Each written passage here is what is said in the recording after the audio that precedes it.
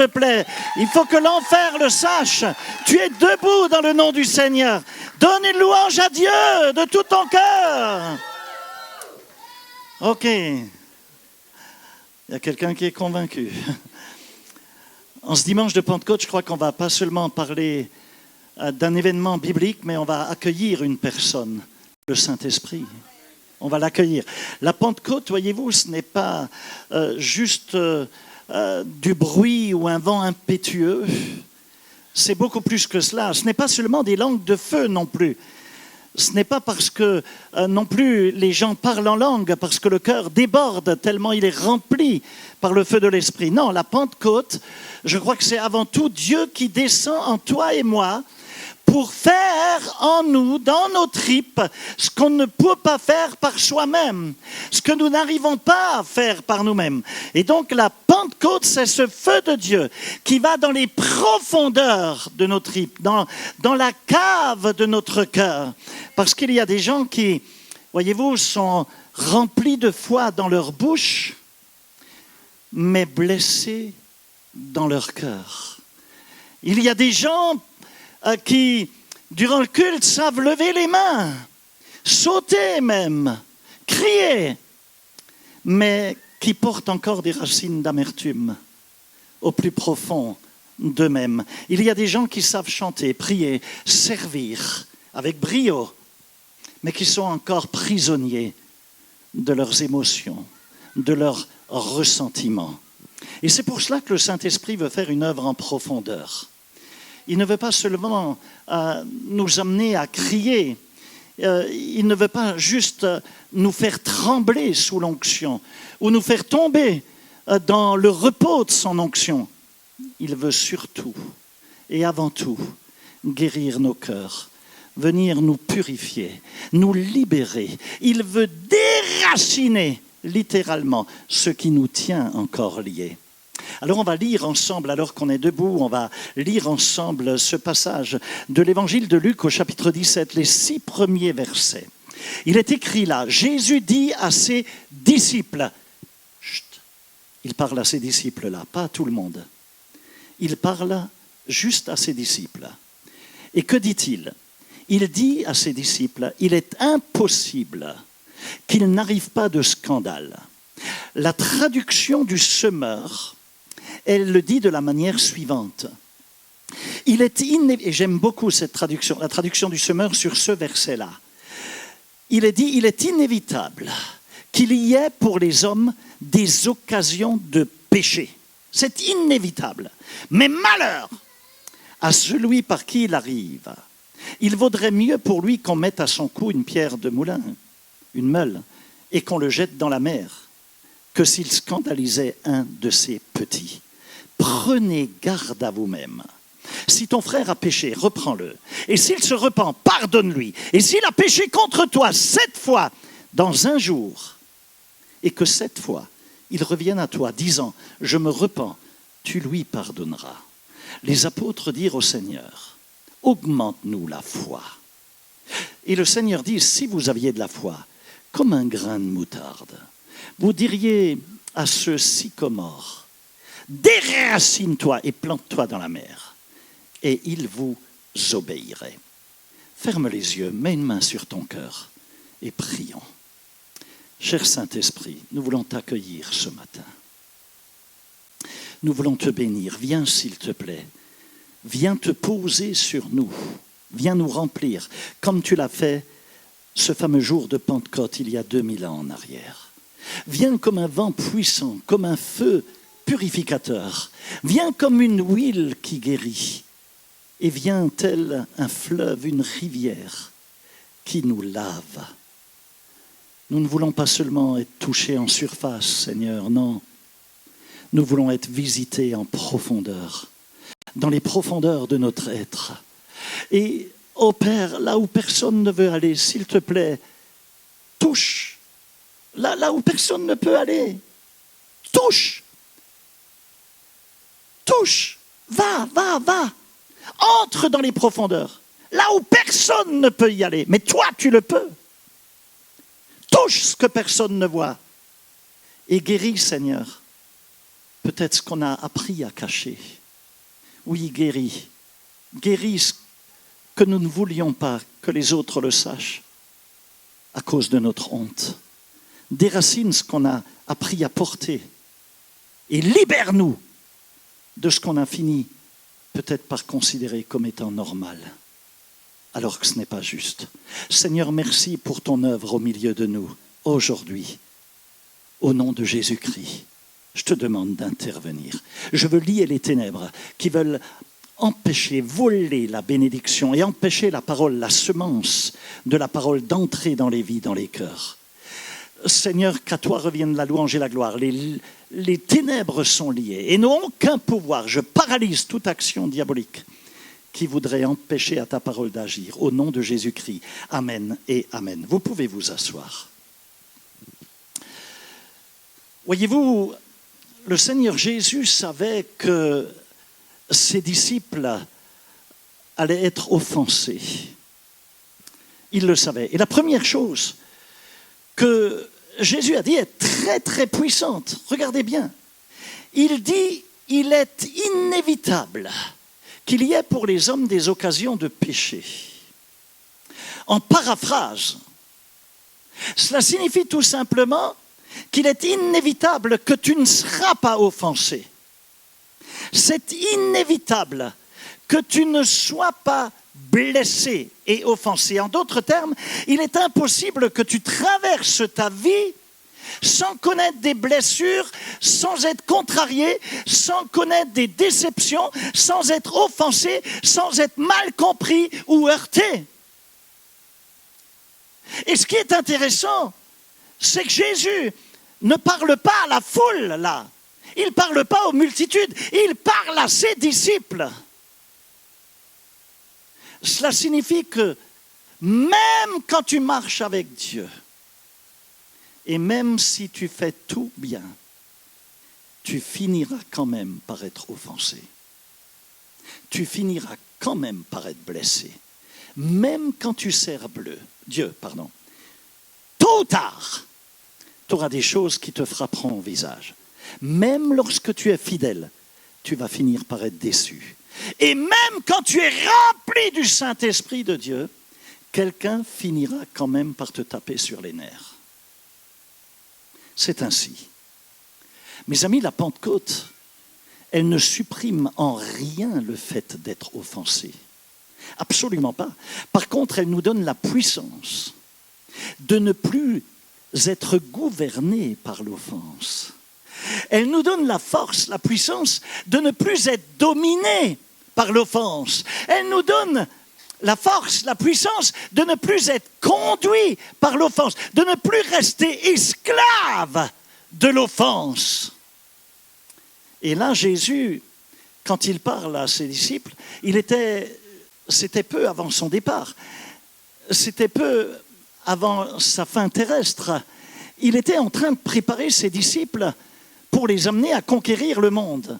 Et avant de les envoyer vers les nations, il leur a parlé de cœur à cœur. Il a parlé à leur cœur. Pourquoi ? Parce que tu ne peux pas accomplir une grande mission avec un cœur qui reste étriqué, susceptible et blessé. Mon pasteur a pour habitude de dire qu'un cœur blessé est un cœur impur.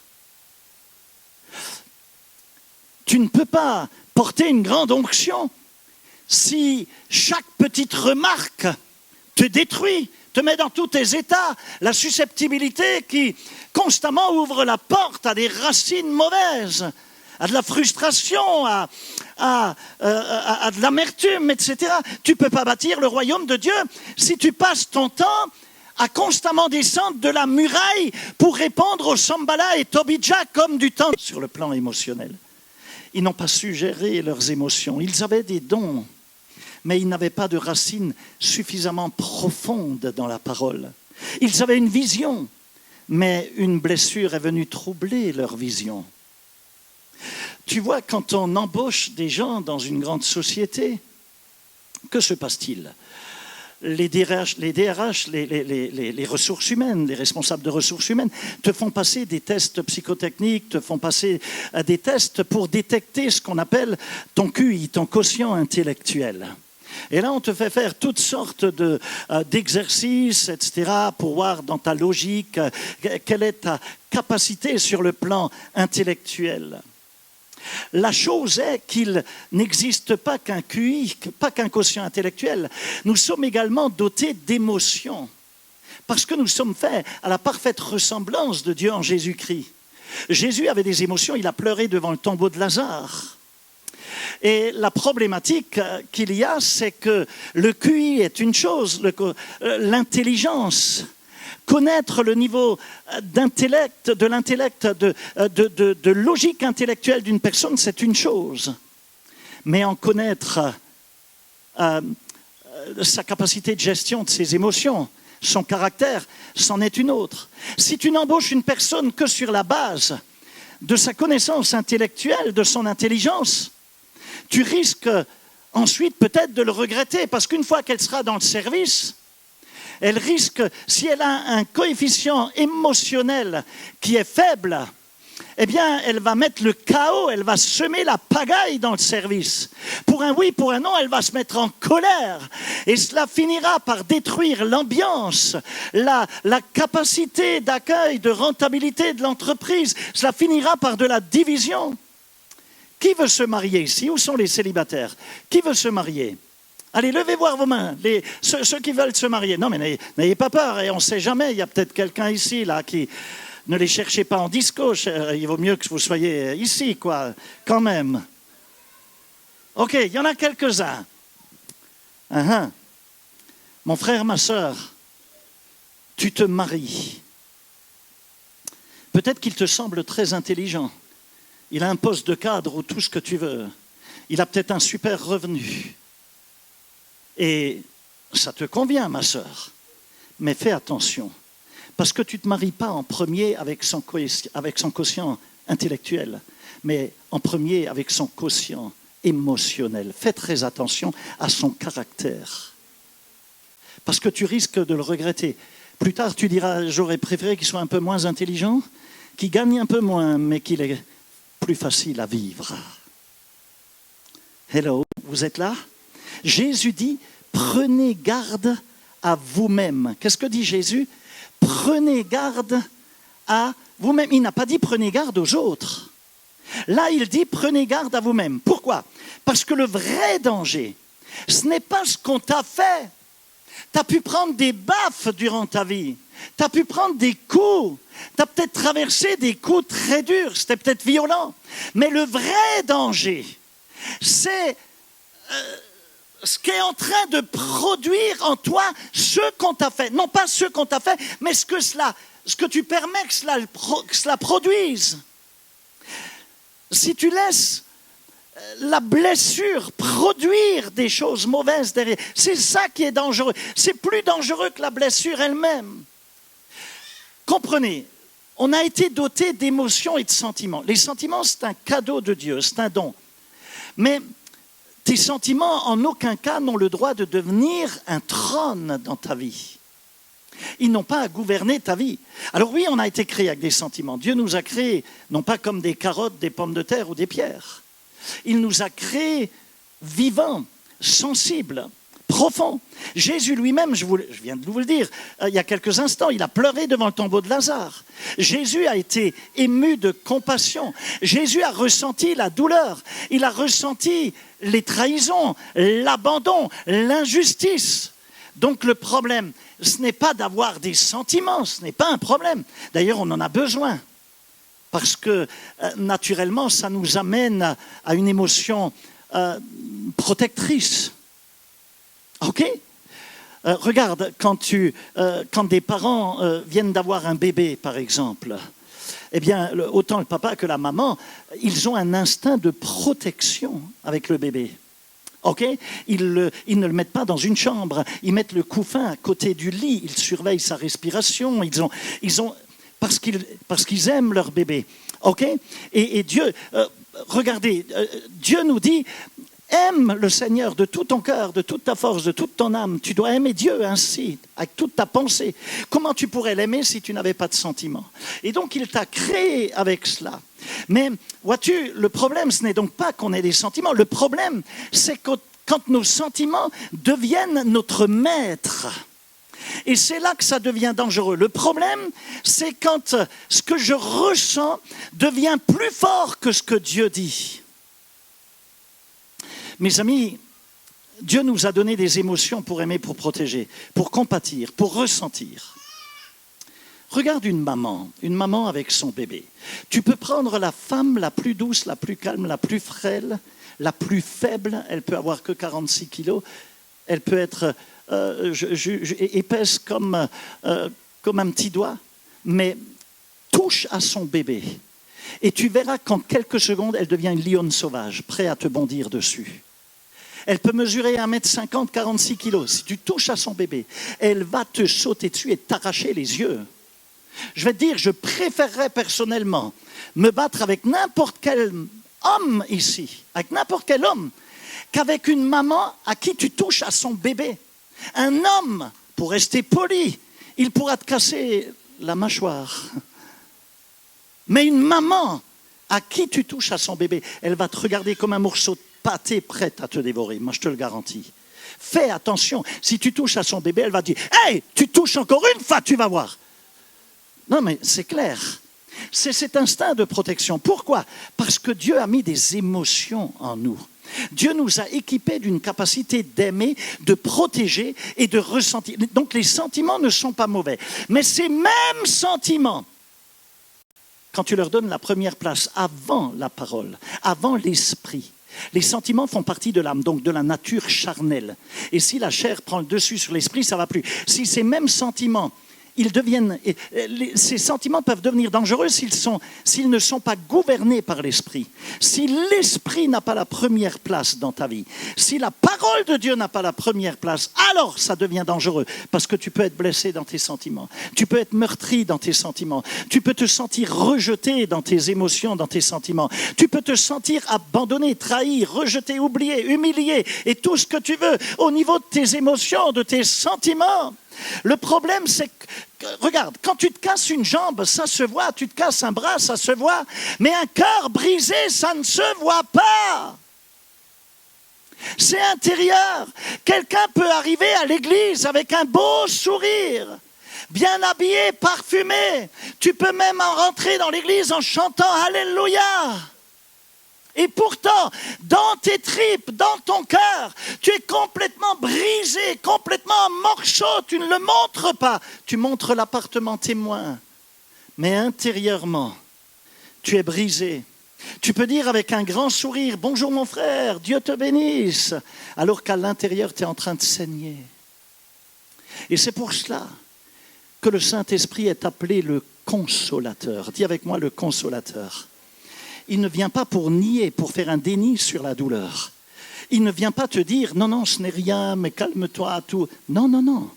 Il ne vient pas non plus pour t'accuser parce que tu as été blessé. Il n'y a aucune accusation. Non, il vient juste parce qu'il veut reprendre le gouvernement de ton cœur. Il veut prendre la place qui lui revient pour que ta vie devienne une vie d'équilibre, une vie de succès. Parce que la chose est que tu peux être rempli du Saint-Esprit au niveau de ta bouche et encore prisonnier d'une blessure, d'une offense dans ton cœur. Tu peux parler en langue. Dieu ne se repent pas de ses dons. Mais ne plus parler à ton frère ou à ta sœur. Et il y a un problème avec le pardon. Tu peux lever tes mains, mais quand même garder une racine d'amertume dans tes tripes. Tu peux servir dans l'église et pour autant porter une colère cachée, silencieuse au fond de toi. Ah, tu souris, mais à l'intérieur, tu es en colère. Tu peux chanter « Je t'aime, Seigneur » et n'aimer personne autour de toi. Être drôlement hypocrite et ne pas aimer les autres. Mes amis, le Saint-Esprit veut descendre plus profond que nos lèvres aujourd'hui. On ne veut pas que des langues de feu sur notre tête. On ne veut pas s'arrêter là. On veut plus. On veut que le feu de Dieu aille jusque dans nos racines les plus profondes. Alors, une autre chose que je voudrais te dire, et je voudrais que ce soit très très clair, tu seras offensé même si tu fais tout de la meilleure manière possible. Tu fais tout bien, tu seras quand même, que tu le veuilles ou non, offensé. Donc, puisque Jésus lui-même l'a dit, il a dit que les offenses sont inévitables. Ça signifie que même si tu marches sur la pointe de tes pieds, même si tu souris à tout le monde, même si tu dis bonjour à tout le monde et que tu fais du mieux possible, même si tu essayes d'être plus gentil que Mère Teresa, quelqu'un trouvera quand même le moyen d'être offensé par toi. Tu finiras quand même par taper sur les nerfs de quelqu'un. Tu peux perdre du poids et ils vont dire que tu es trop maigre. Tu vas prendre du poids et ils vont dire, dis donc, qu'il serait temps que tu fasses du sport. Hein?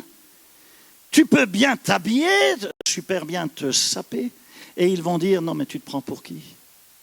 T'as vu, il se prend pour qui là? Et tu peux t'habiller en toute simplicité, et ils vont dire, ouais, bon là, tu pourrais faire des efforts, non? Tu te laisses pas aller un peu là? Tu peux parler, et ils te diront, ouais, tu parles de trop, tu parles tout le temps. Quand tu te tais, ils disent, ouais, il est bizarre. Tu ne pourras pas plaire à tout le monde. Tu peux faire ce que tu veux. Il y a des gens qui vivent que pour plaire aux autres. Ils cherchent à avoir un bel extérieur. Ils cherchent à se faire accepter. C'est impressionnant ce qu'on est capable de faire.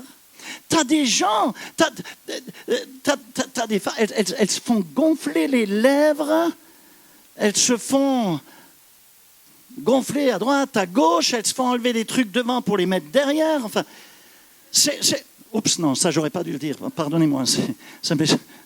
Mais juste pour plaire aux autres. Juste pour se faire accepter. Est-ce que vous me suivez? On est capable inconsciemment de faire toutes sortes d'efforts, de choses, mais quelquefois qui coûtent. C'est impressionnant. Frère, il y a 8 milliards de personnes sur cette terre. Alors laisse-moi te dire, il y aura toujours quelqu'un que tu vas énerver. Tu ne peux pas contrôler 8 milliards de personnes. Que tu le veuilles. Même Jésus, il était parfait, saint, pur, sans péché. Il a été critiqué et ils ont crié « crucifie-le ».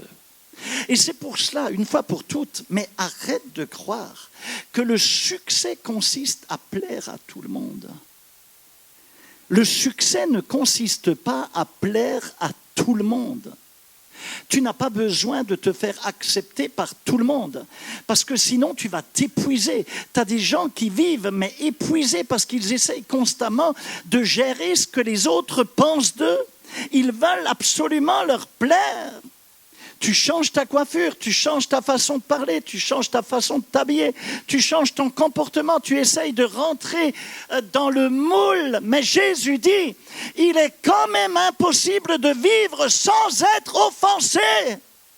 C'est impossible, même dans le mariage. Ma sœur, quand tu l'as vu au début, ce champion, il avait des biceps, peut-être des triceps, peut-être même des quadriceps, je ne sais pas. Moi. Il était magnifique, tu vois, 1m85 de haut, baraqué, tout beau, il sentait bon. Il parlait doucement, il t'ouvrait la portière de la voiture et il te disait « Mon amour, après toi ».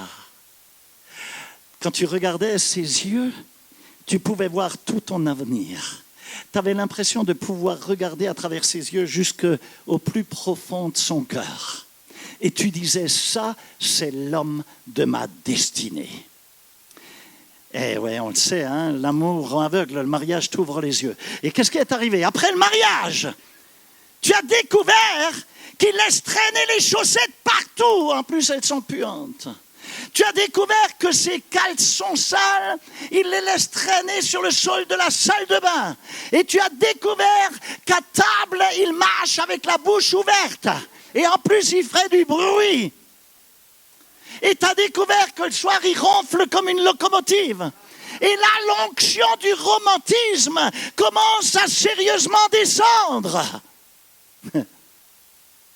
Et à table un jour, parce que tu es excédé, tu le regardes et tu lui dis, ferme ta bouche quand tu manges. C'est ta mère qui t'a éduqué comme ça. Hein? Et déjà, la Troisième Guerre mondiale est déclenchée. Waouh! Frère, Toi aussi, peut-être, tu as découvert qu'au début, elle était douce, parfumée, souriante. Mais après, tu as aussi découvert qu'elle était capable de te parler qu'avec un regard. Pas besoin de prophétie. Pas besoin d'interprétation, du don d'interprétation. Rien qu'à la manière dont elle te regarde, tu as compris que tu étais en grand danger, frère. Aïe, aïe, aïe. Tu dis là, elle va me manger, là, elle va me déchiqueter. Pourquoi? Parce que tôt ou tard, dans toute relation, il y aura une occasion d'être offensé. Mais en vérité, ce n'est pas l'offense qui détruit les relations. C'est l'incapacité de la traiter correctement. Jésus veut nous conduire plus loin. L'école de la vie, c'est le mariage, vous savez. Ça frotte. Des fois, je dis à ma femme, arrête de poncer toujours le même endroit, tu vas finir par faire un trou. Tu me répètes 10 000 fois la même chose. Mais c'est pas ça qui est grave. C'est pas ça qui est dangereux. Ce qui est dangereux, c'est l'incapacité de traiter l'offense de manière correcte. Parce qu'une offense, si tu ne la traites pas selon la parole de Dieu, ça va finir par te voler ta vision. Jésus dit dans Matthieu 5 au verset 8, « Heureux ceux qui ont le cœur pur, car ils verront Dieu. » Qu'est-ce que cela signifie? Heureux ceux qui ont le cœur pur, car ils verront Dieu. Ça signifie que la pureté du cœur, ça, c'est lié à la vision spirituelle. Cela affecte directement ta vision spirituelle. Et je te le répète, mon pasteur César dit, un cœur blessé est un cœur impur. Quand ton cœur est blessé, ta vision devient trouble. Le discernement, tu le perds. L'onction s'affaiblit. Quand ton cœur est amer, tu ne vois plus les gens correctement. Quand ton cœur est blessé, offensé, tu interprètes tout à travers ta douleur. Quelqu'un te parle normalement et toi tu entends une attaque. Quelqu'un oublie simplement de te saluer quand tu viens à l'église et déjà toi tu entends « ouais, il me rejette, il ne m'aime pas, il m'a rejeté ». Quelqu'un ne répond pas immédiatement à ton message WhatsApp ou autre et déjà tu dis « ouais, il ne m'aime pas, il m'a abandonné, Quelqu'un te corrige en toute simplicité pour t'aimer, pour t'aider et toi de ton côté, tu te sens humilié. Parce que tout passe à travers ta blessure. Et à ce moment-là, tout est faussé. Ta vision devient trouble. Elle n'est plus claire. Pourquoi? Parce que la racine à ce moment-là, qui est là dans tes tripes, elle parle plus fort que la réalité. Elle pollue, elle contamine la réalité. Et c'est pour cela que l'ennemi cherche à contaminer ton cœur. Parce que s'il arrive à contaminer ton cœur, il va troubler ta vision. Et s'il trouble ta vision, il va ralentir ta destinée. Tu ne peux pas avancer clairement avec un cœur qui est encombré. Tu ne peux pas aimer librement avec un cœur contaminé. Tu ne peux pas servir de manière puissante dans l'onction avec un cœur qui reste attaché à la douleur. Comment tu veux conduire quelqu'un à un Dieu d'amour avec un cœur rempli de colère? Explique-moi. Les gens ressentent ce qui se passe. Regarde, dans Hébreux 12, au verset 15, il est dit « Veillez à ce qu'aucune racine d'amertume poussant des rejetons ne produise du trouble et que plusieurs n'en soient infectés. » Mes amis, voyez-vous, l'amertume, ça commence dans le secret de ton cœur. Mais ça finit par affecter tout ton environnement. Ça affecte, ça finit par affecter absolument tout ton environnement. Ça affecte ta paix, ça affecte tes paroles, ça finit par affecter ton mariage, ça affecte ton leadership, ça affecte ton ministère, ça affecte ton équipe, si tu en as une, ça affecte ta manière de prier, de parler, de décider, de faire confiance. Ça affecte tout. Et c'est pour cela que ce matin, ce jour de Pentecôte, on a besoin du feu, du feu, du feu et de l'huile du Saint-Esprit de Dieu. Pas seulement pour parler en langue, pas que pour ressentir une atmosphère, mais pour brûler, pour détruire ses racines. Tu vois, Dieu voit aussi celui qui te blesse. Maintenant, avant de parler à celui qui a été offensé, Jésus parle à celui qui offense, à l'agresseur, l'offenseur. Il parle à cet agresseur-là. Il dit qu'il vaudrait mieux pour lui qu'une pierre de moulin, qu'une meule soit attachée à son cou et qu'il soit jeté dans le lac ou dans la mer, plutôt que de faire tomber un de ses petits, un de ses enfants, un enfant de Dieu. Et ça, c'est quelque chose qui est très sérieux. Je ne sais pas si tu as réalisé la portée de ce texte et si tu en as eu une profonde révélation, mais ça signifie que Dieu regarde comment nous traitons les autres. Dieu regarde comment tu parles à ton épouse, comment tu parles à ton époux. Dieu regarde comment tu parles, comment tu traites tes enfants. Dieu regarde comment tu traites les gens, tes disciples, les gens autour de toi, tes collègues. Et il regarde particulièrement comment tu traites les gens que tu ne crois pas avoir besoin d'impressionner. Les gens dont tu penses que tu n'en as pas besoin. Avec mon pasteur, j'ai appris quelque chose de très important. Écoute bien.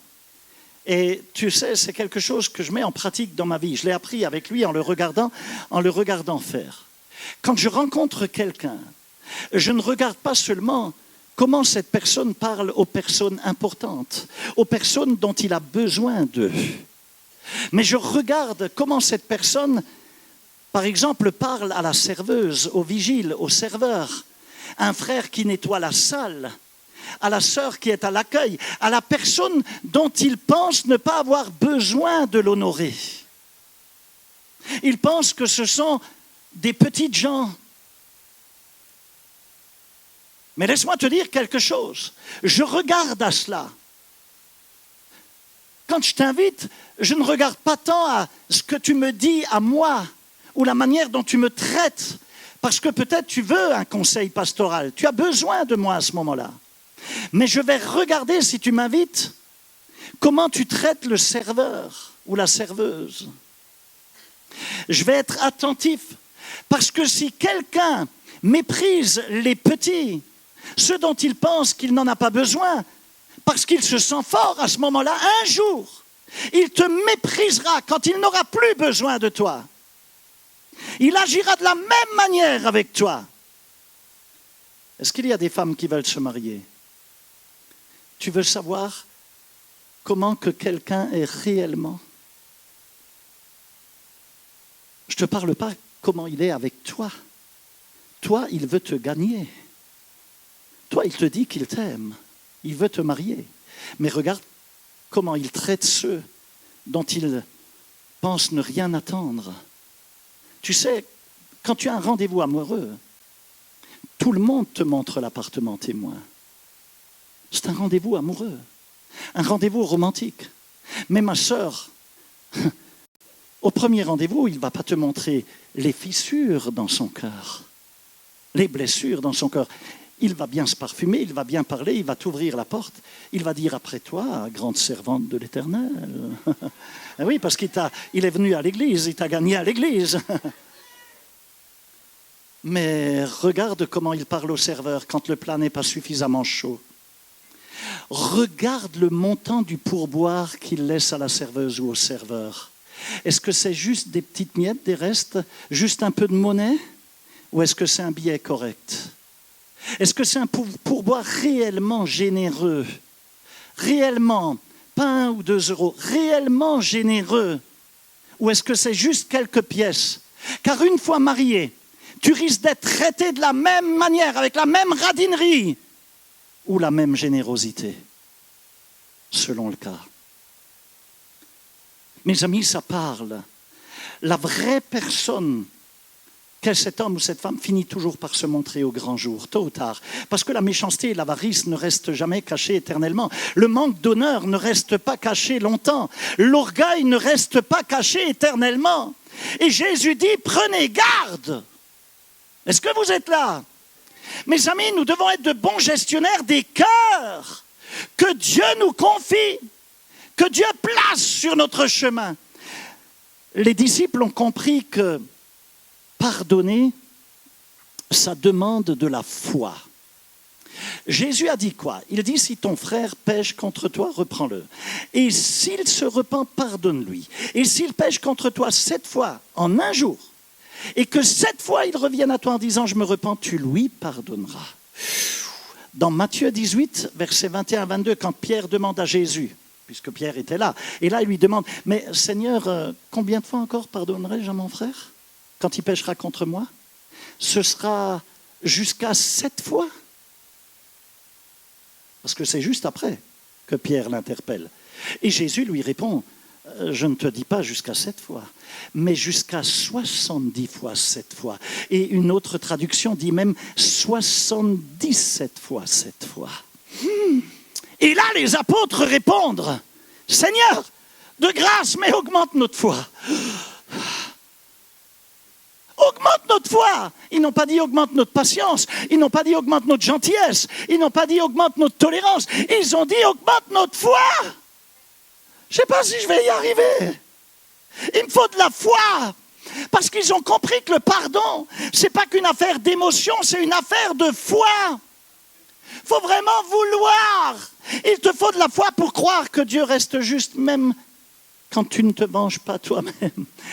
Il faut de la foi pour croire que Dieu va me restaurer, même si j'ai été trahi. Il faut de la foi pour croire que ce qu'on m'a fait ne détruira pas ce que Dieu m'a destiné, ce que Dieu a préparé pour moi. Il faut de la foi pour croire que mon avenir n'est pas entre les mains de ceux qui m'ont blessé, mais entre les mains du Seigneur. Regarde Joseph.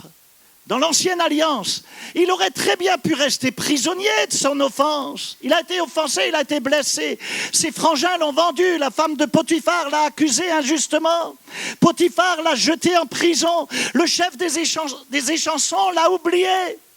Mais en finalité, qu'est-ce qui se passe? Joseph finit par dire, vous aviez médité de me faire du mal, mais Dieu l'a changé en bien.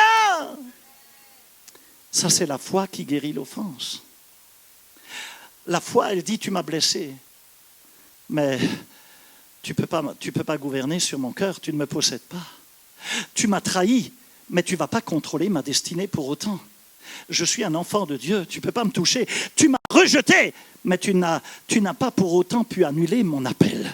Tu m'as abandonné, tu m'as tourné le dos, tu m'as craché dessus, mais Dieu ne m'a jamais abandonné.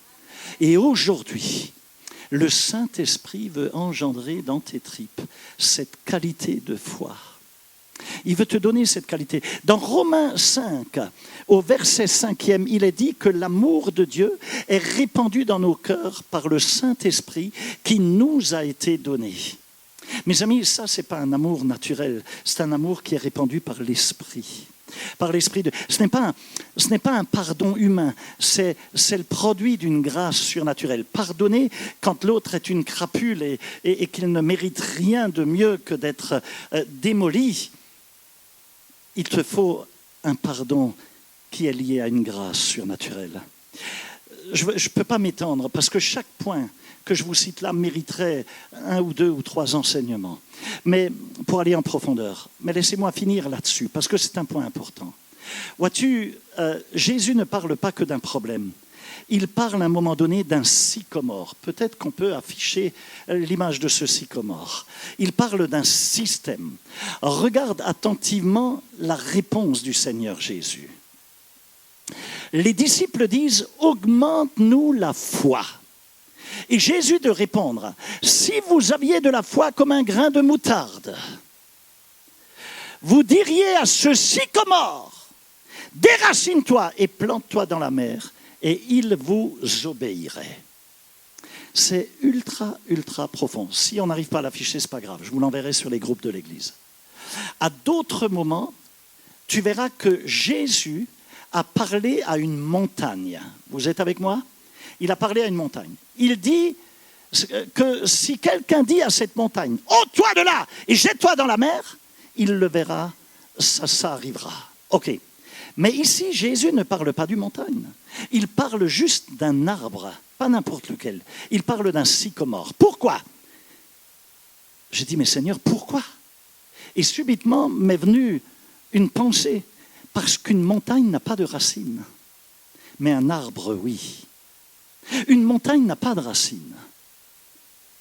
mais un arbre, oui. Et quand Jésus parle d'offense, quand il parle de pardon, quand il parle d'amertume, il ne parle pas que d'un obstacle extérieur. Il parle en vérité d'un système intérieur, diabolique, un système racinaire intérieur. Il parle d'une racine qui descend en profondeur dans tes tripes. Parce qu'une offense, une blessure peut devenir une racine, une parole peut devenir une racine, une trahison peut devenir une racine, une humiliation peut devenir une racine, un rejet peut devenir une racine, une injustice peut devenir une racine. Et si tu ne traites pas la racine, elle ne va pas rester seule, mais elle va s'étendre. Le sycomore, on a réussi à l'afficher. Regardez les racines du sycomore. Le sycomore, c'est un arbre très particulier. Les racines ne descendent pas beaucoup en profondeur, 60-70 cm au grand maximum en profondeur, contrairement à un chêne qui descend à des mètres, etc. Ok, ces racines ne descendent donc pas forcément très profondément. Par contre, elles vont s'étendre sur une immense largeur. Elles prennent beaucoup de territoire, réellement. Elles se propagent en largeur, et non seulement elles se propagent en largeur sur un grand territoire, mais elles s'entremêlent. Elles se croisent. Et donc, il est excessivement difficile d'arracher un tel arbre, de le faire basculer. C'est sur un immense territoire qu'il s'étend. Et c'est exactement comme certaines de nos blessures. Au départ, dans ton cœur, c'était peut-être qu'une parole. C'était peut-être qu'une absence dont tu as souffert. Tu as souffert d'une solitude. C'était peut-être qu'une trahison. C'était peut-être qu'un rejet. Mais avec le temps, parce que tu n'as pas traité cela, c'est devenu une racine qui a fini par s'étendre et s'étendre et s'étendre encore. Et ça t'a touché au niveau de ta manière d'aimer. Ça a touché ta manière de faire confiance. Ça a touché ton mariage. Ça a touché tes enfants, ton leadership, ton service, ton rapport à l'autorité, ton rapport avec ton leader ou ton pasteur. Ça a touché ta vie de prière. Ça a touché ta vision. Et maintenant, il arrive peut-être que ces racines se sont tellement entremêlées et étendues que tu ne sais même plus pourquoi exactement tu es en colère. Tu sais juste une chose, tu es en colère intérieurement, mais tu ne sais même plus pourquoi en réalité. Tu ne sais même plus exactement pourquoi tu es méfiant, mais tu es simplement méfiant. Tu ne sais même plus pourquoi tu es tellement fermé de cœur. Mais tu es fermé, tu t'es replié sur toi-même, tu as cherché à te protéger simplement, mais en réalité, tu t'es enfermé dans une prison parce que les racines se sont entremêlées. Tu es blessé par ton mari, mais il est plus que probable que cette blessure soit reliée à quelque chose que ton père ou ton grand-père avait fait dans ta vie. Et regarde bien, et maintenant que tu es avec ton mari, parce qu'à certains moments, peut-être qu'il utilise une parole qu'utilisait ton père, ou qu'il a une attitude qui ressemble à celle de ton père, tout ressurgit, remonte, et tu l'attaques. Tu es blessé. Mais l'origine, elle peut venir d'une racine beaucoup plus large. Tu réagis avec ton épouse, mais cette réaction est peut-être reliée à une humiliation ancienne, qui n'a absolument rien à voir avec elle. Simplement, lorsqu'elle te dit ceci ou cela, cela fait remonter dans tes tripes une vieille humiliation qui date de ta mère. Ou d'une professeure, d'une femme professeure, ou de quelqu'un qui avait une autorité sur ta vie. Tu refuses de faire confiance à un leader ou à ton pasteur. Mais ce blocage est peut-être lié à une trahison du passé. Ça n'a rien à voir avec lui. Tu es très dur avec ton fils, mais dur, parce que tu vois en lui ce que tu vois quand tu le regardes à certains moments. Cela réveille peut-être quelque chose que tu n'as jamais réglé avec toi-même. Ou alors peut-être qu'il est possible qu'à certains moments, certaines de ces attitudes ou de ces expressions te rappellent ton ex-mari. Et inconsciemment, tu ne le supportes pas. Et donc tu deviens dur à son égard. Il est ton enfant, il est ton fils. mais tu es dur et tu le violentes. Et vois-tu, l'ennemi utilise cela pour créer tout un système. Et c'est pour cela que certaines personnes ne se trouvent pas que juste face à un problème, mais elles sont littéralement face à un schéma racinaire. Le même type de conflit revient sans arrêt dans leur vie. Le même type de douleur ressurgit. Le même type de rejet revient. Le même type de colère refait surface. Le même type de relation toxique se répète encore et encore. Et tu te demandes, mais pourquoi est-ce que cela se reproduit toujours encore dans ma vie? Parce que quelquefois, ce n'est pas qu'une branche qu'il faut couper, mais c'est une racine qui est large, qui date d'il y a des années, qui provient peut-être même de tes ancêtres, qu'il faut déraciner. Jésus dit, si vous avez de la foi comme un grain de moutarde, vous parlerez à ce sycomore. Pas juste aux feuilles du sycomore, pas aux fruits, pas aux branches, mais au système racinaire, aux racines, au sycomore dans son entièreté. Tu peux couper les branches d'une colère, mais si la racine reste, ça repoussera. Tu peux couper les branches d'une amertume, mais si la racine reste, elle repoussera. Tu peux couper les branches d'un mauvais comportement, mais si la racine reste, ce système de mauvais comportement refera surface. Et c'est pour cela que beaucoup de gens disent, je ne comprends pas, j'arrive pas à comprendre. J'ai déjà prié pour tout ça. On m'a imposé les mains 10 fois, 50 fois. Je croyais que c'était fini. J'ai assisté à 3 week-ends rencontres, à 4 week-ends rencontres. Je ne suis toujours pas encore libre. Je pensais avoir pardonné. Je pensais être passé à autre chose, mais je me sens encore libre, encore lié dans mon cœur. Je sens que quelque chose ne tourne toujours pas encore totalement rond. Comprends. Il te suffit de revoir quelquefois une personne ou d'entendre une phrase, un mot, ou de recevoir un message. Et subitement, tout refait surface, tout revient. Pourquoi? Parce que la racine n'a pas encore été déracinée. Mais aujourd'hui, le Saint-Esprit dit, je ne viens pas seulement toucher les feuilles, et je ne viens pas que couper quelques branches, mais je viens jusque dans les profondeurs des racines de ton cœur. Le feu de mon esprit descend. Je viens démêler ce qui est entremêlé. Je viens séparer ce qui est confit. Je viens exposer ce qui est caché. Et je viens guérir ce qui saigne encore. Je viens arracher ce qui te tient lié depuis des années. Ce n'est pas une affaire de psychologie. Ce n'est pas qu'une affaire de volonté, ce n'est pas qu'une affaire de temps. C'est une affaire de délivrance, mes amis. C'est une question de délivrance. Parce que certaines racines sont devenues des forteresses. Certaines blessures deviennent des prisons intérieures. Certaines offenses deviennent des hôtels intérieurs où l'ennemi vient nourrir ta douleur pour que tu restes dans ta douleur. Mais aujourd'hui, jour de Pentecôte, le feu de Dieu descend. Et là où est l'Esprit du Seigneur, là est là. Là, je veux vous entendre, là est quoi? La liberté. Là est quoi? La liberté. Et je déclare que le Saint-Esprit va déraciner ce sycomore aujourd'hui. Il va déraciner les racines de l'offense, les racines de l'amertume. Il va déraciner les racines du rejet, de la honte, du traumatisme, de cette colère intérieure. Tu as essayé de te libérer par toi-même, et tu n'y es pas arrivé. Tu as essayé de raisonner ton cœur, mais tu es toujours encore prisonnier au-dedans de toi. Tu as essayé de faire comme si tout allait bien. Mais pendant que tout le monde dort la nuit, toi, tu es réveillé. Tu cogites, tu n'arrives pas à trouver le sommeil. Tu as essayé de sourire, mais oui, tu souris extérieurement. Mais au fond de toi, tu sais qu'il y a encore des choses qui sont emmêlées. Mais le Saint-Esprit est là aujourd'hui. Il descend dans les profondeurs, dans les souterrains de ton âme.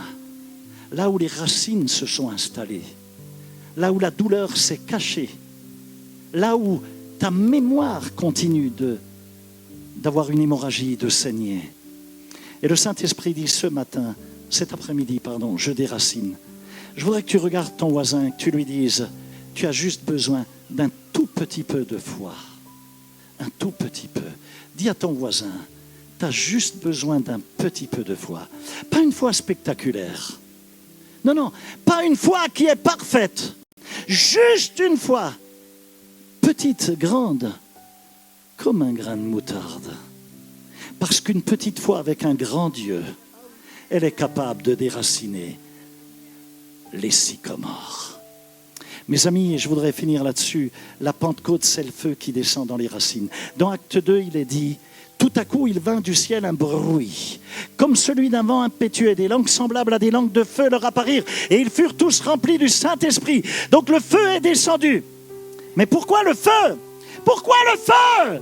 Parce que le feu purifie, parce que le feu consume, parce que le feu éclaire, parce que le feu réchauffe, parce que le feu sépare ce qui est précieux de ce qui est impur.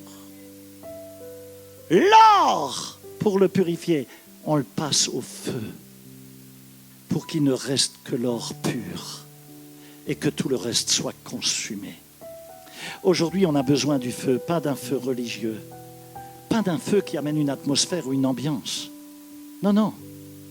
Pas juste un feu qui amène du bruit, mais un feu qui descend dans les profondeurs de nos tripes, de nos racines. Un feu qui brûle l'amertume, la rancune, les souvenirs mauvais, les blessures, et qui rallume l'amour, qui réchauffe, qui te ramène au feu du premier amour, qui libère l'adoration, qui restaure ta paix. Parce que le Saint-Esprit il n'est pas venu juste pour te faire vivre une expérience, non. Il est venu pour te rendre libre, pour t'affranchir, pour te libérer, libre d'aimer encore, libre de pardonner encore et encore et encore, libre de ne plus être contrôlé par le mal qu'on t'a fait, par les blessures qu'on t'a infligées, libre de servir sans amertume, libre de prier sans colère cachée, libre de voir Dieu avec un cœur pur. Et aujourd'hui, le Saint-Esprit dit à quelqu'un, sors de tes sentiments, lâche les mauvais sentiments, parce que tes sentiments, en définitive, ils ne comptent pas. Ils ne doivent plus te gouverner. Alors tu vas sortir de la prison de ce que tu ressens, de la prison de ce que les autres ont dit à ton sujet ou derrière ton dos. Sors de la prison de ce qu'ils t'ont fait, de la prison de ce disque rayé qui tourne en boucle dans ta tête. Le Saint-Esprit, il n'est pas là pour nier ta blessure, mais il refuse juste que ta blessure devienne ton maître et qu'elle te gouverne. Et je voudrais juste, pour finir, dire que, et je veux que tu l'attrapes, sur la croix. Regarde ce qui se passe.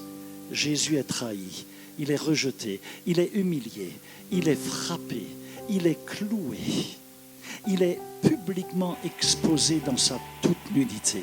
Et pourtant, il va dire, Père, pardonne-leur, ils ne savent pas ce qu'ils font.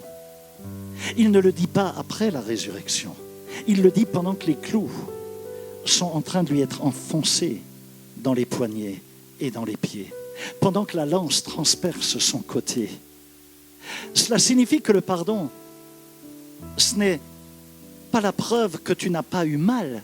Bien sûr que tu as eu mal, tu as été blessé. Mais le pardon est la preuve que la douleur, que la blessure ne va pas gouverner sur ton cœur. Jésus aurait pu appeler des légions d'anges, il aurait pu se défendre, il aurait pu en un claquement de doigts descendre de la croix. Mais comprends, c'est exactement ce qu'aurait voulu l'ennemi. Il voulait le faire sortir de sa nature de sauveur.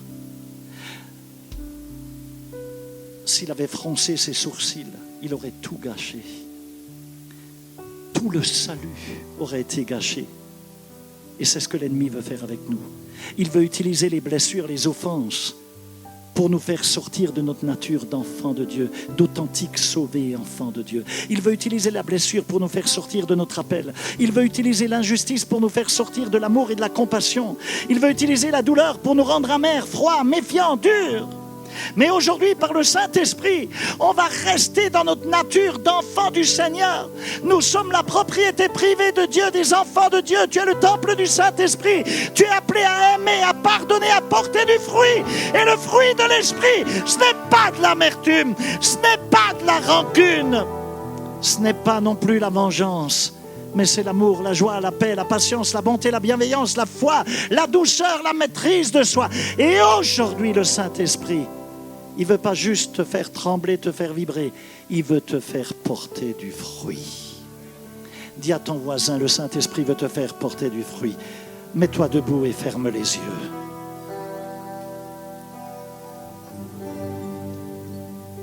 Ferme les yeux. Je veux que tu ne penses plus à la personne qui t'a blessé. Ferme les yeux, ferme les yeux. Mets une main sur ton cœur. Il y a juste la musique qui accompagne. Ne pense pas à tout ce qu'ils ont dit à ton sujet ou derrière ton dos. Ne pense pas à ce qu'ils ont pu te faire. Tout ça, de toute façon, c'est déjà passé. Je veux juste que tu te places devant Dieu et que tu permettes au Saint-Esprit de visiter ton cœur. Et je voudrais que tu dises en ce jour de Pentecôte, cher Saint-Esprit, visite mon cœur. Dis-le encore une fois, cher Saint-Esprit, visite mon cœur. Je veux que tu le dises avec plus de foi. Cher Saint-Esprit, visite mon cœur. Et maintenant, dis avec moi, Seigneur, dans le nom de Jésus, montre-moi ce qui est encore enraciné en moi. Montre-moi ce qui bloque ma paix, ce qui contamine encore mon cœur, ce qui contamine mon amour, ce qui freine mon adoration. Montre-moi ce qui me vole mon discernement et qui trouble ma vision.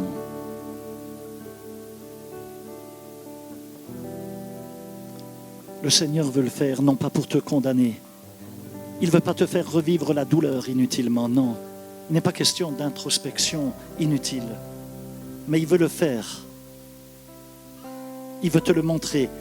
Parce que ce qui est exposé à la lumière, la grâce peut le guérir. Et ce que la vérité te révèle, l'onction le brise et te libère. Ce que le Saint-Esprit touche, Jésus le restaure. Et maintenant, dans le nom de Jésus, je veux déclarer sur toi, au nom de Jésus, que toute racine d'amertume soit arrachée, que toute racine d'offense, de colère, de vengeance soit arrachée, que toute racine de rejet, d'abandon, de honte soit arrachée, que toute racine de traumatisme, de méfiance, de dureté soit arrachée au nom de Jésus. Saint-Esprit, descend dans les profondeurs, descend là où la racine s'est installée, descend là où la mémoire continue de saigner, descend là où la douleur s'est cachée, là où l'âme est encore entremêlée. Que le feu de la Pentecôte consume les contaminations du cœur. Et maintenant, alors que ta main est posée sur ton cœur, répète avec moi, Seigneur Jésus, je viens devant toi. Je viens avec mon cœur tel qu'il est. Et je ne veux plus cacher ma blessure.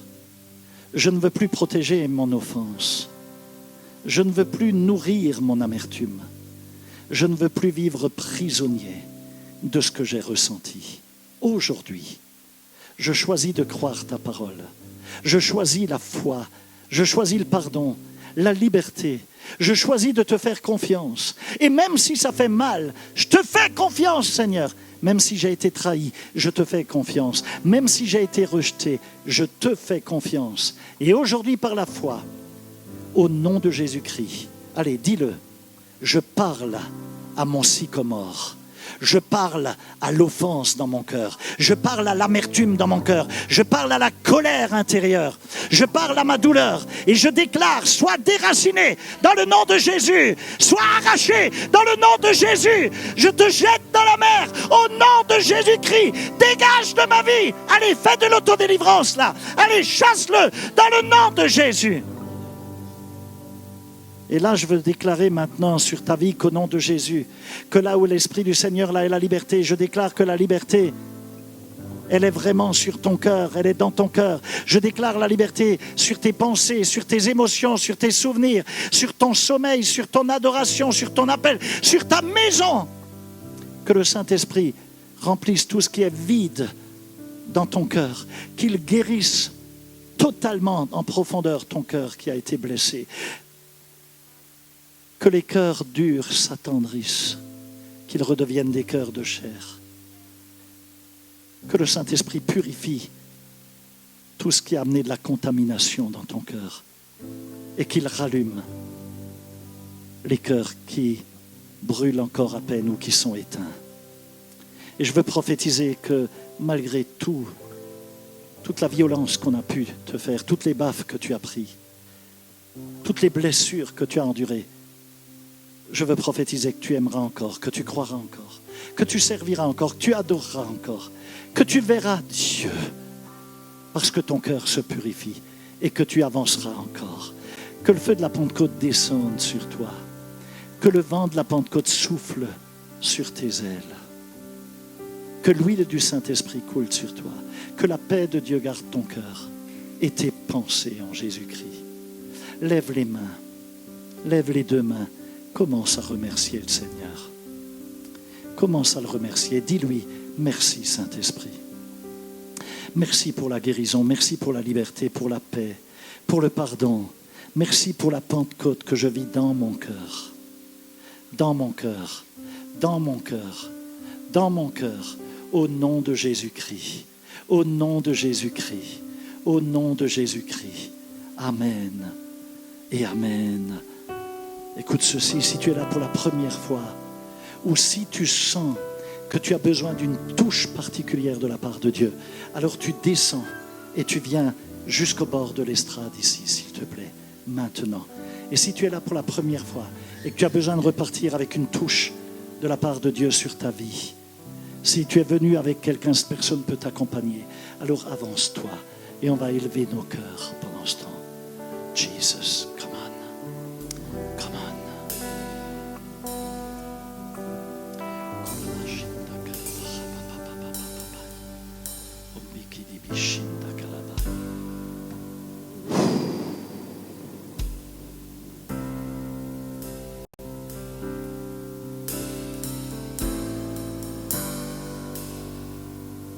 Si tu sens que tu as besoin d'une touche particulière de l'Esprit de Dieu, alors viens, avance-toi, viens jusqu'au bord.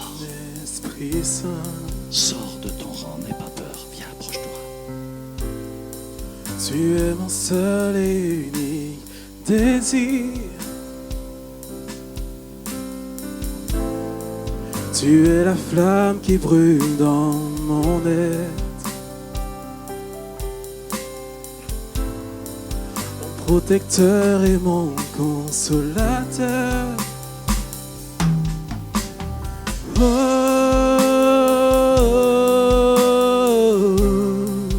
Je désire plus de toi.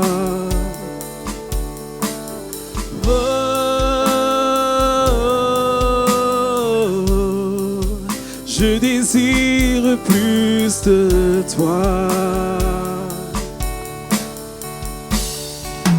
Viens et remplis-moi de toi, Saint-Esprit de Dieu. Oh, viens, viens et remplis-moi de toi, Saint-Esprit de Dieu.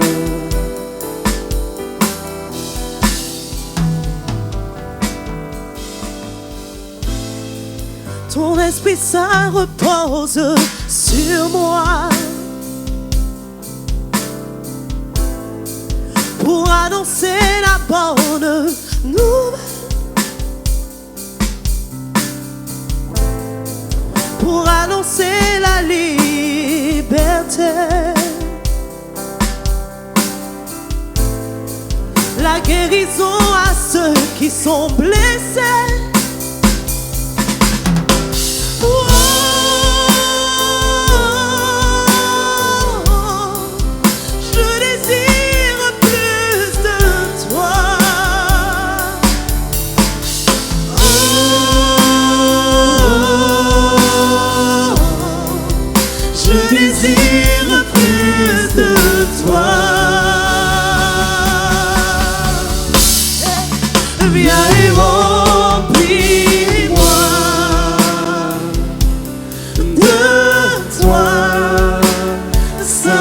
Saint-Esprit de Dieu.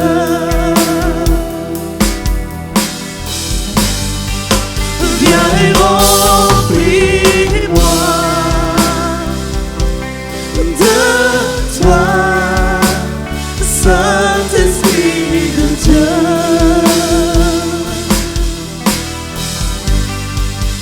Viens et remplis-moi de toi, Saint-Esprit de Dieu. Viens et remplis-moi de toi. Viens et remplis-moi de toi, Saint-Esprit de Dieu.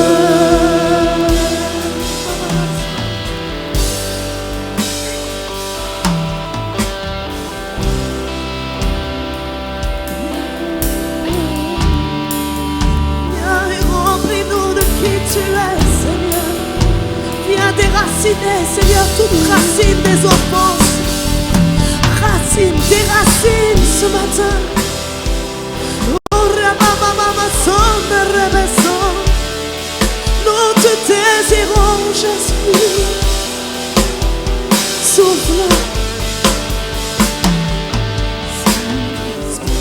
De Dieu, nous désirons plus de toi.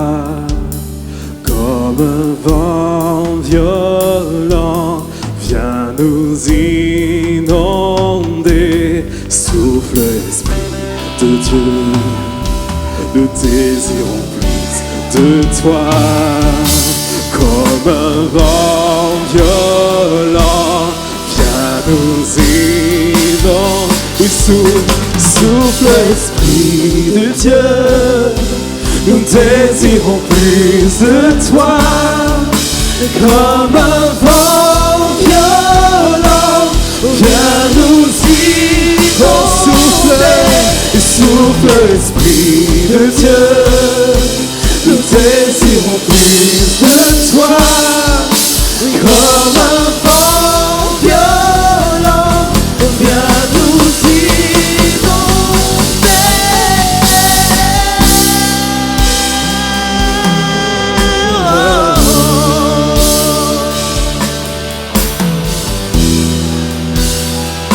Souffle sur nos vies, viens et remplis-moi de toi, Saint-Esprit de Dieu.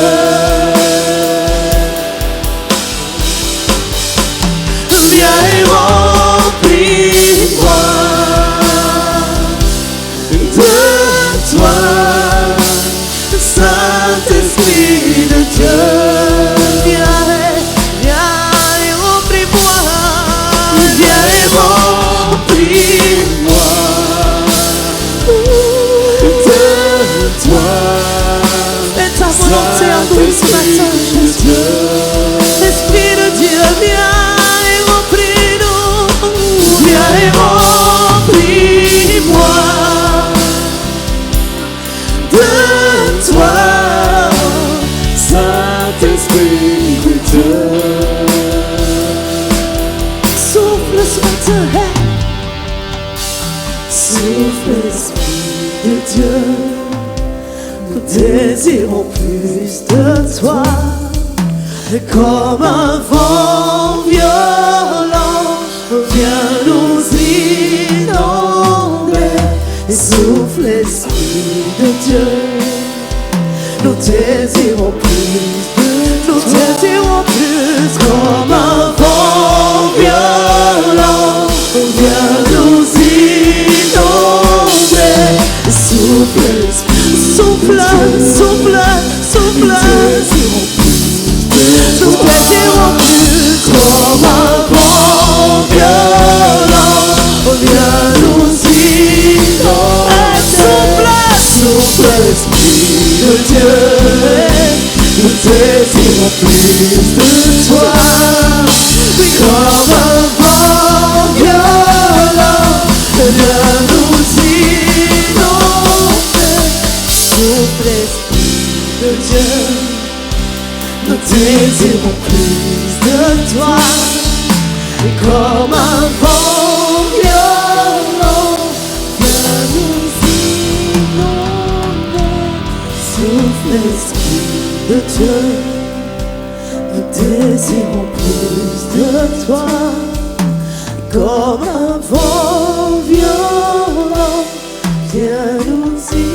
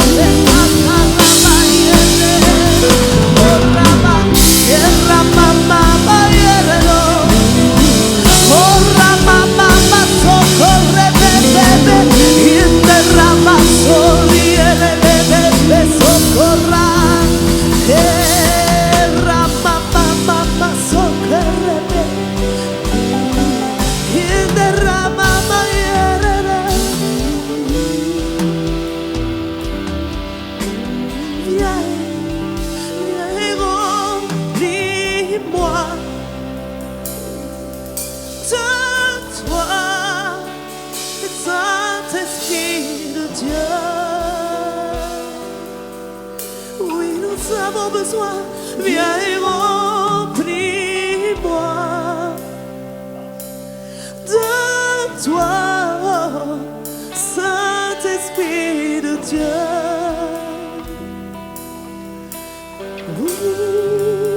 Viens et remplis-moi, que ma coupe déborde de toi, Saint-Esprit de Dieu.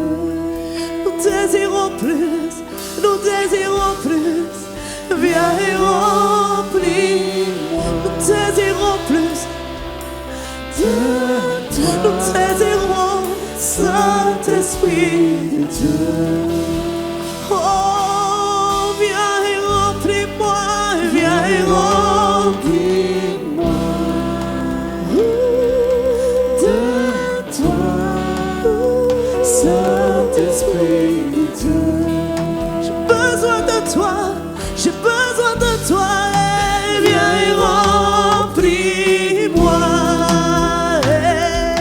de toi, Saint-Esprit de Dieu.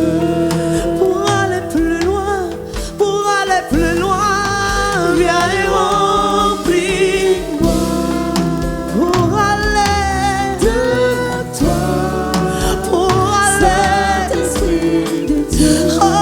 Viens et remplis-moi, viens et remplis-moi.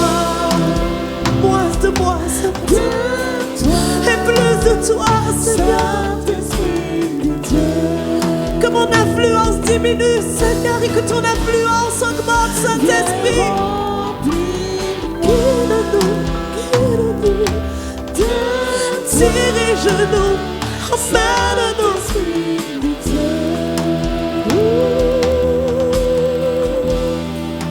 Viens et remplis-moi de toi, Saint-Esprit de Dieu.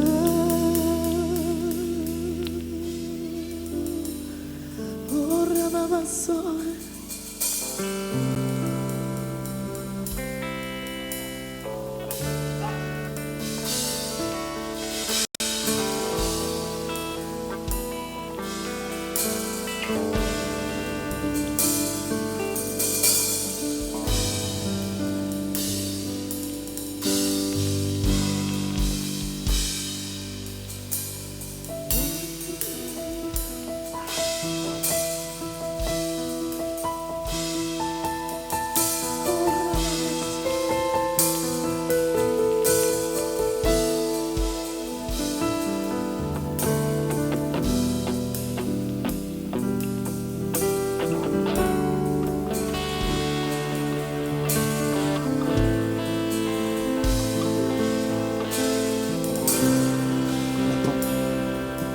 La Pentecôte,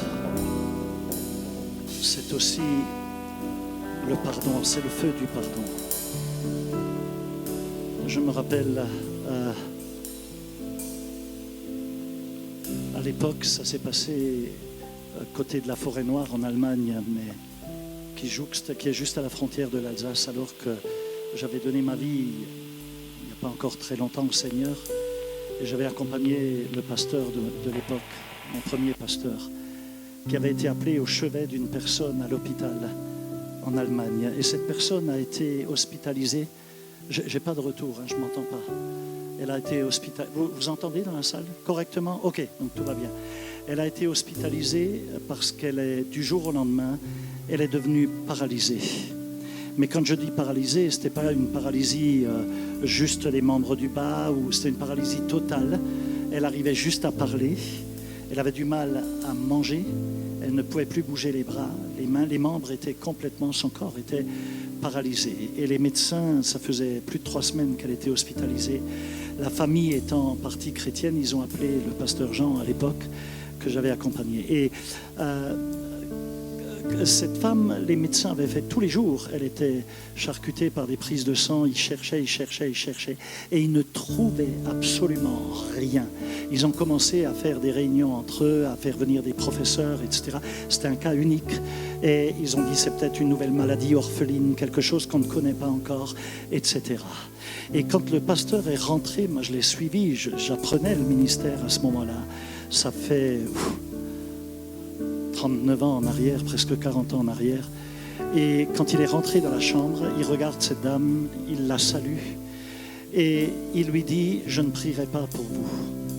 Et elle le regarde avec les yeux choqués parce qu'elle ne pouvait pas bouger. Et il lui dit simplement « Il y a un manque de pardon dans ta vie parce que Dieu lui a donné une parole. Et si tu ne pardonnes pas, tu mourras dans ta paralysie. Tu t'étoufferas dans ta paralysie. Mais si tu lâches prise et tu pardonnes, aussi rapidement tu es tombé paralysé, aussi rapidement tu te relèveras. » Et cette femme qui pouvait parler malgré tout, mais qui ne pouvait pas bouger, elle lui dit « Mais moi j'ai rien contre personne. » Et le pasteur a dit « Écoute, tu peux me dire ce que tu veux, moi j'ai une parole de Dieu, je ne prierai pas pour toi, réfléchis. » Et on l'a laissé comme ça, il est parti, et je trouvais ça dur. Et je lui ai dit en sortant, mais c'est excessivement violent ce que tu viens de faire. Et il me dit, je ne peux pas jeter des perles au pourceau, c'est-à-dire au diable, parce que c'est une œuvre du diable dans sa vie, et elle a une position à prendre. Et nous sommes partis, il lui avait quand même dit, si tu as besoin de moi, rappelle-moi, il n'y a aucun problème, mais prends la décision de pardonner. 3 semaines plus tard, il a eu un coup de téléphone, et ensuite un courrier avec tout le témoignage. Il n'avait plus besoin de se déplacer. 3 semaines plus tard, le coup de fil, c'était cette dame qui lui téléphone, qui lui dit « Pasteur, je suis au téléphone, je tiens mon téléphone, je suis debout. » Et il lui dit « Qu'est-ce qui s'est passé ?»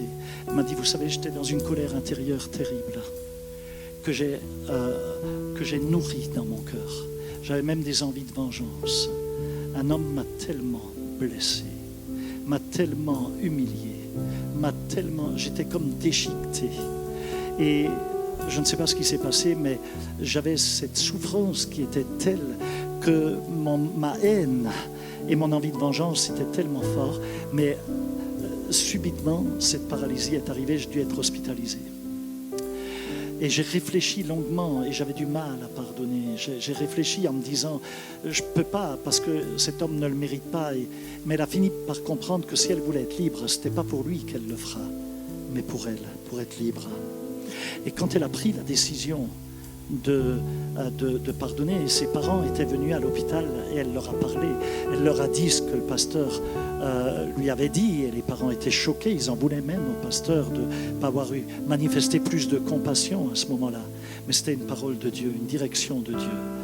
Et les parents lui ont dit, mais parce qu'ils connaissaient sa vie, ils lui ont dit, tu dois le pardonner. Et à ce moment-là, elle a pris la décision. Et ils ont fait venir cet homme à l'hôpital. Et elle a pu lui demander pardon, le relâcher, mais un pardon sincère. Rien s'est passé. Cet homme a quitté l'hôpital dans la demi-heure qui a suivi, alors qu'il n'était plus là. Il n'a pas vu le miracle. subitement, elle avait confessé que tous ses membres reprenaient vie et elle a pu sauter du lit. Les médecins n'ont rien compris. La seule chose qu'ils ont signée dans le dossier médical qui a été gardé à ce moment-là, c'était rémission comment ils l'ont appelé, d'une pathologie psychosomatique. Ah oui, l'âme sur le corps, qui agit sur le corps. Ils n'ont pas pu dire plus. Une pathologie d'origine psychosomatique, rémission d'une pathologie. Mais ils n'ont pas pu dire plus. Oui, c'était vraiment le miracle de Dieu. Et je voudrais te dire quelque chose. Ça vaut le coup que tu sois libre de ces racines. Parce que tu peux faire 10 rencontres encore. On peut chasser autant de démons que tu veux. Si tu ne coupes pas la racine et on coupe que les surfaces, ça va repousser et tu ne seras pas libre. Tu dois faire le point sur ces choses. C'est quelque chose de profond. Et n'en veux pas à ton époux, à ton épouse ou à tes enfants. Peut-être que la blessure vient parce qu'elle te rappelle une blessure qui vient de beaucoup plus loin. D'une injustice que ton père t'a fait vivre, ou ta mère, ou que sais-je, d'un grand-parent. Peut-être que tu n'as pas été élevé par tes parents. Tu as été élevé par un oncle, par une tante, dans un foyer d'accueil, que sais-je. Et on t'a fait vivre des choses horribles. Et ça peut, aujourd'hui, te coûter encore, parce que devant certaines situations, inconsciemment, ce sont des images qui remontent. Et tu réagis mal. Coupe ces racines. Tu en vaux la peine. Dieu t'aime. Jésus t'aime. Je t'aime. C'est ça. Ça va être une Pentecôte spéciale pour toi. Et aujourd'hui, tu continues à prier et tu lâches ces choses. Et le Seigneur va faire son œuvre. Que Dieu vous bénisse. Je vous aime très fort. Amen. Ok. Allez, que la bénédiction dans le glorieux nom du Père, dans l'amour du Fils et dans la compassion du Saint-Esprit vous couvre. Que la grâce de Dieu vous accompagne. Je vous donne rendez-vous dimanche prochain pour un très très grand culte. Emmenez des personnes qui ne connaissent pas Jésus. Que Dieu vous bénisse. Faites un tour à la librairie, faites un tour au bar, il y a un café qui vous attend. Donnez-vous du bon temps. Que Dieu vous bénisse.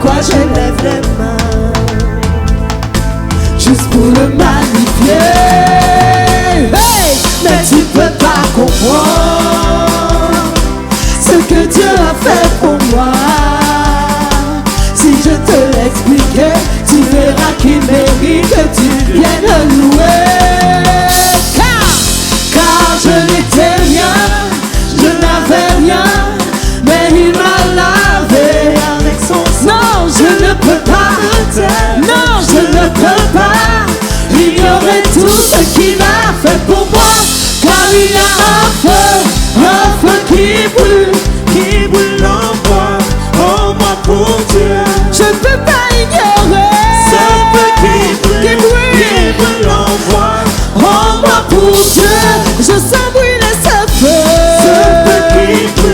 qui brûle en moi pour Dieu. Je ne peux pas ignorer ce feu qui brûle.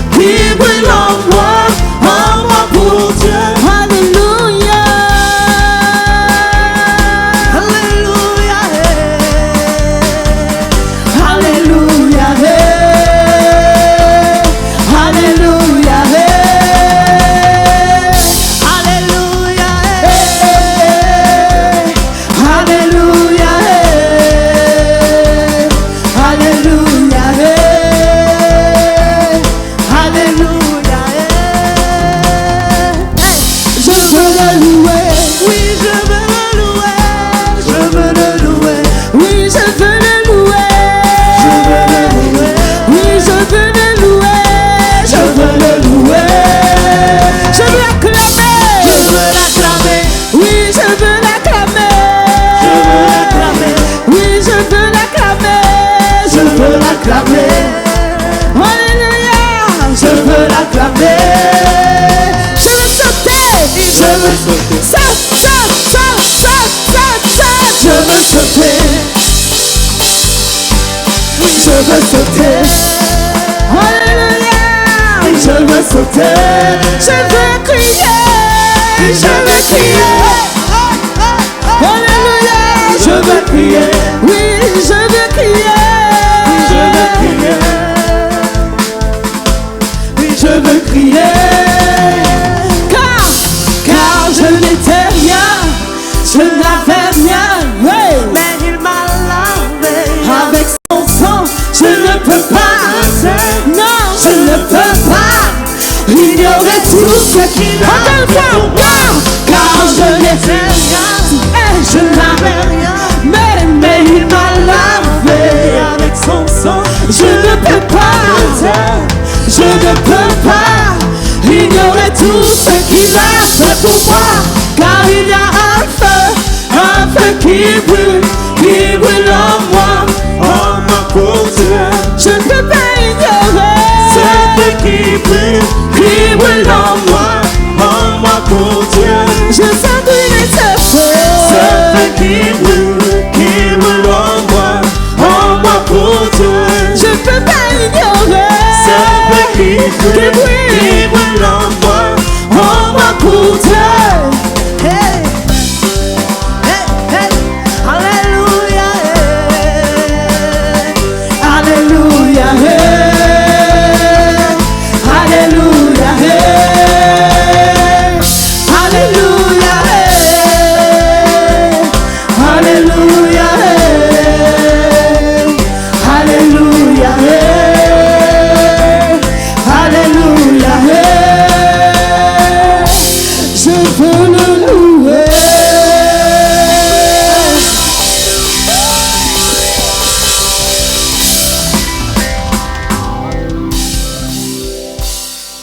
Bon dimanche, à la semaine prochaine.